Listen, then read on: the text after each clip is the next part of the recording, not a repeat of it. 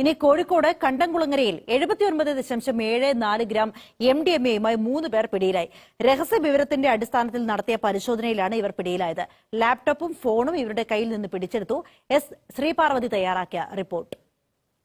പാവങ്ങാട് കണ്ടംകുളങ്ങര home സ്റ്റേയിൽ നിന്നുമാണ് 79.74 gram MDMA-യുമായി 3 യുവാക്കളെ പിടികൂടുന്നത്.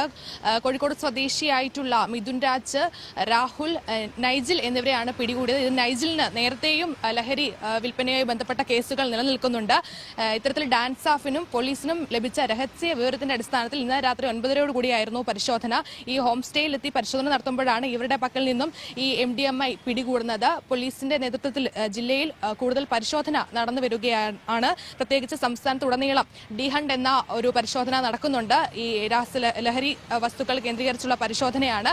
നിലവിൽ ഈ 3 പേരെയും മെഡിക്കലിനായി ജില്ലാ ആശുപത്രിയിലേക്ക് കൊണ്ടുപോയിട്ടുണ്ട്. ഇന്ന് തന്നെ ഇവരെ കോടതിയിൽ ഹാജരാക്കും. ശ്രീപാർവതി തയ്യാറാക്കിയ റിപ്പോർട്ടാണ് കണ്ടത്.